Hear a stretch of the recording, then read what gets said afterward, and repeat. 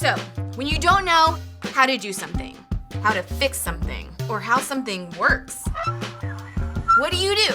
Ask a teacher? Ask your parents? Ask your friends? Ask someone you really know and trust? No! You go to the internet and ask some randos. But I'm not talking about creeps here, I hope. No, I mean the people of the internet! You know, those people who make how-to videos. Because chances are, if you're trying to figure out something, someone on the internet has already figured it out for you. Things like, how do I unsend a text? No. How do I do a winged eyeliner? How do I get rid of the zit by Friday night? How do I get out of gym class? How do I screen cap Snapchat without getting caught? They'll never know. But then there are things in life that don't have an easy fix, that don't have a simple solution, that don't have a how-to video. Things like what to do when you have problems with family, or when it seems like you have no control in your life, or what to do when someone has done something to you. I mean, clearly, they gotta go. The truth is, there's a lot of life that doesn't have a solution you can just find online. So how do you know what to do when you don't know what to do?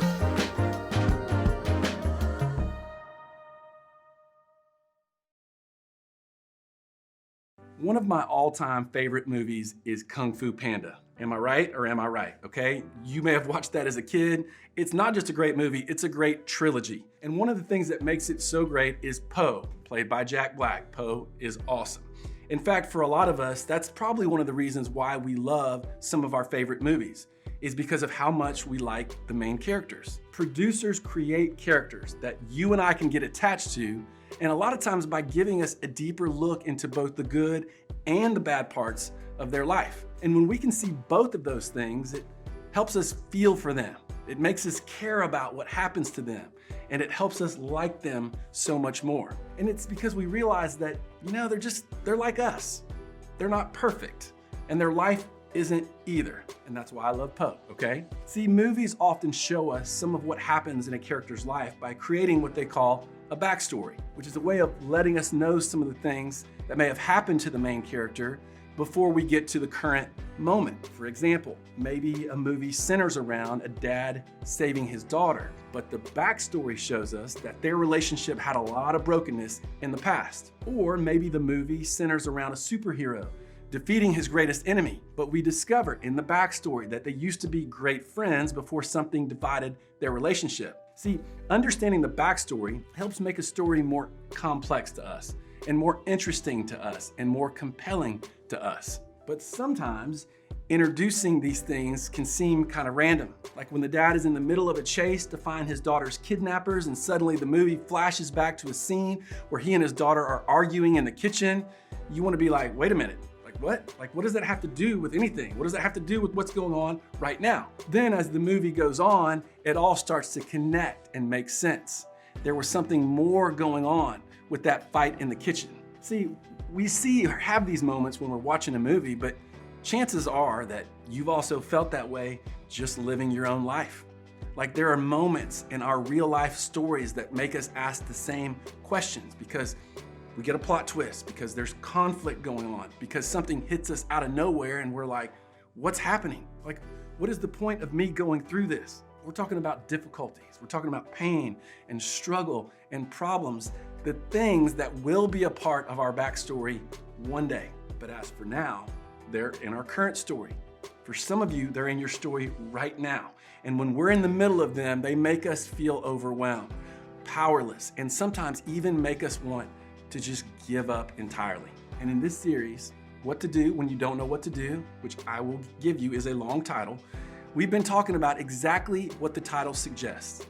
What to do when you and I do not know what to do.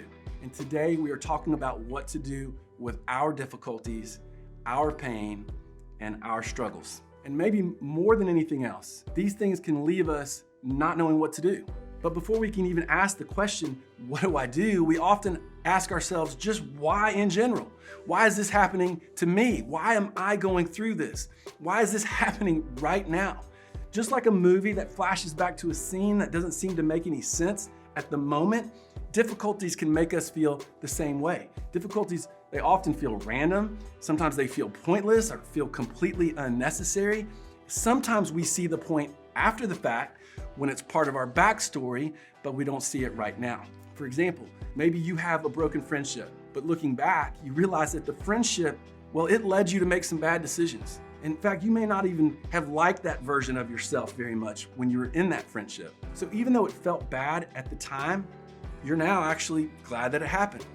Sometimes we even see the point in the moment while the difficulties are actually happening. For example, maybe you found yourself struggling in a class and it was on you. You weren't putting in the effort. You got called out by your teacher, and all of a sudden there was a lot of heat on you to get your grade up in that class. So even though it wasn't fun, you knew having someone else tell you what you already knew was what you needed. So sometimes we see it looking back, sometimes we see it in the moment, but most of the time, things that don't feel good just seem pointless. Like if your mom or dad loses their job, and that means your family has less money, which means you can't buy some of the things you're used to buying, or your parents are having a hard time making ends meet, and life for your family gets way harder. It's like, why? What is the point of that? I mean, there could be a million examples of this, but the point is we've all had an experience that hurts and feels pointless in the moment. Whether it was not making a team, not getting the part in the musical, going through drama with friends or family, we've all asked ourselves, why me, when we go through these things?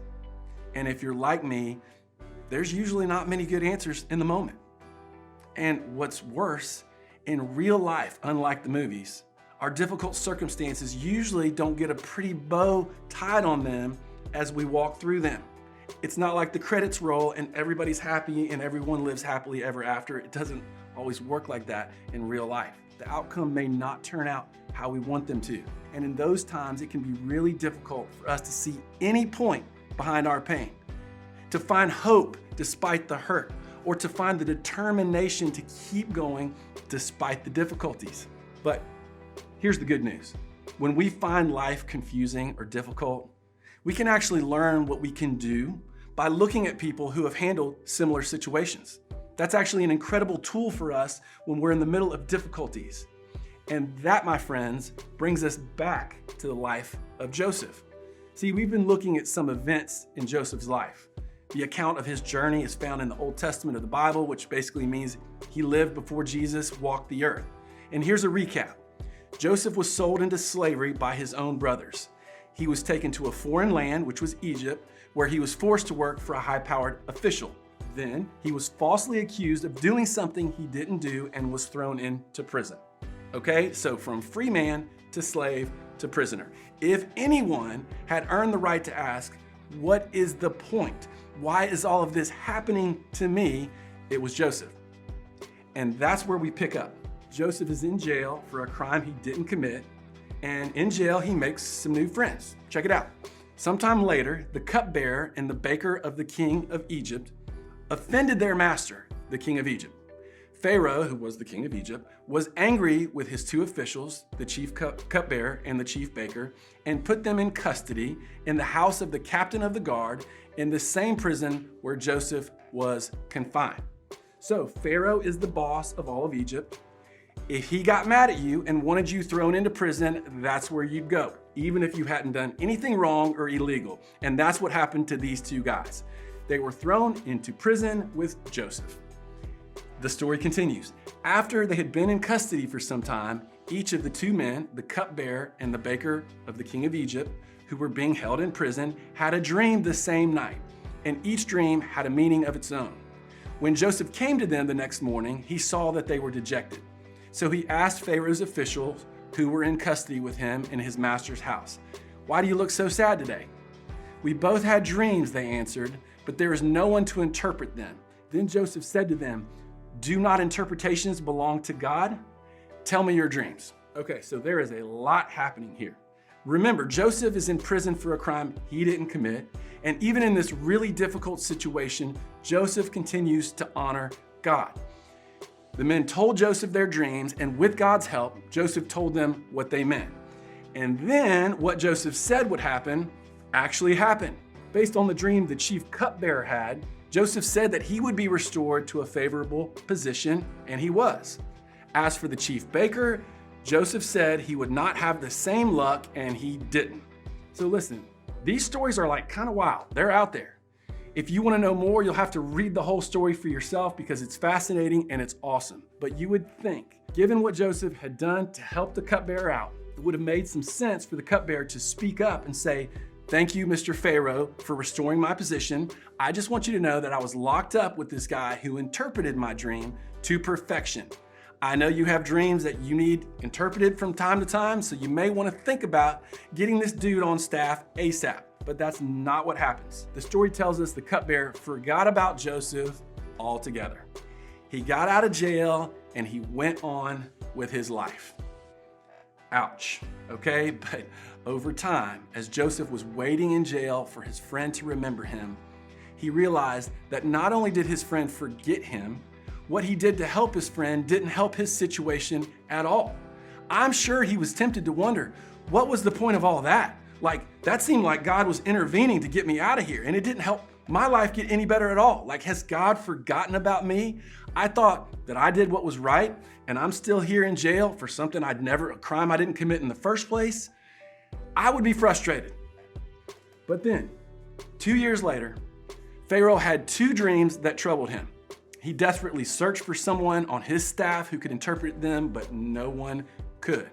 And that's when the cupbearer remembered Joseph. So Pharaoh called for Joseph, who interpreted the dream with incredible accuracy.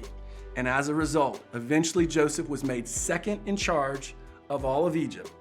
And under Joseph's leadership, Egypt survived a terrible famine, would eventually put Egypt in a position to save Joseph's family and other people from his homeland who were suffering from the famine. It was 2 full years before the cupbearer even remembered Joseph. And even when Joseph was promoted to a position of incredible power, he was still living in a foreign land. So it wasn't like Joseph was able to go home as a free man. And Joseph was still second in command under Pharaoh, which meant that if Pharaoh was having a bad day and decided that he wanted Joseph dead, he could snap his fingers and make it happen. So no, this did not make Joseph's life perfect, not even close. But when we see the big picture and understand the context to this backstory, we see that Joseph's challenging circumstances uniquely position him to do something great. Joseph, however, still had to wait 2 years. All the good things that happened in Joseph's world didn't make those bad things okay, and they didn't make those 2 years seem to go any faster. Being promoted to second in command didn't undo the challenges he faced leading up to that, but at the same time, those difficult circumstances positioned him and prepared him for something great, something only he could do. And the same is true for you and me. Difficult things can happen in your life, and it's important to remember that God does not cause hard things to happen. Because of sin, things happen that aren't fair, that don't make sense, and sometimes things that you should never have to deal with. But God can take those things and use them for something so much greater than you can see. And we know that in all things, God works for the good of those who love Him, who have been called according to His purpose. It may not seem to make things all better, and it may not even make sense yet, but God is in the business of taking our hurt, difficulties, and pain, and giving them a purpose and giving them a meaning. In other words, when you don't know what to do, remember that your problems can position you for a purpose. Let me say that again. When you don't know what to do, remember that your problems can position you for a purpose. This doesn't mean we can tie a bow on all challenging things. It doesn't mean everything will be fixed and go back to being how it was before everything bad happened. It just means that we can leave room for God to tell a new story in our difficult circumstances. It means we can have confidence in God's ability to redeem things, to know that good can come from bad. It means that the bad stuff doesn't get the last word. The worst things we experience aren't the end of our story. In fact, they could be part of something more, another greater purpose that we wouldn't have been able to see otherwise. So when we go through pain and we can't see the purpose yet, here are some things that I believe can help us get a bigger perspective. And the first thing is to remember that no one else has your life story. Your difficult circumstances are not fun, but they are unique to you. They put you in a position to learn and to grow and discover things that no one else can. God is using your tough stuff to shape you into the beautiful, unique person that He wants you to become. And that's not gonna make it any easier, but it may give you a perspective outside of the pain. And another thing is to remember that your story can interact with others. Although no one else has your life story, many people do face similar circumstances. And listen, you could be a voice to help them through their own challenges and pain, a help you would not have been able to give if you hadn't gone through it yourself. So when you go through family drama, you can help people who are going through family drama. When you go through a hard breakup, you can understand how someone else feels when they're going through a hard breakup. When you deal with a sickness, an illness, or an injury, you can relate to people who are going through the same thing. When you have doubts and questions in your faith, you can show grace and compassion to people who are asking questions of their own. You can become a person who looks around, sees other people's struggles, and says, "Oh, you feel that? Yeah, me too. Oh, you've experienced that? Yep, I've been there. Can I tell you my experience? Can I share kind of what helped bring me through that?" The truth is, the next best thing to having something fixed for us is having someone who has been through it too. Having someone who has been through it walk alongside our mess with us. And look, when we can be that voice of encouragement for someone else because of our experiences, that is a real win. One that gives our pain some perspective and some purpose. Do not miss the power in that. Joseph went through pain that felt pointless. But when we see his backstory, we see that God used his problems and positioned him for a purpose. His unique experiences put him in a role that only he could fill. But it didn't feel good in the moment. No, it was difficult. But he held on to God. He relied on God's strength, and he trusted that God saw the bigger picture. And he allowed the struggles and difficulties of Joseph's life to uniquely position him to be used by God. It didn't mean they went away, but it meant he knew there was more to what he was experiencing than what he saw where he was. And the same is true for you, and the same is true for me. And listen, the same is true for the people around us.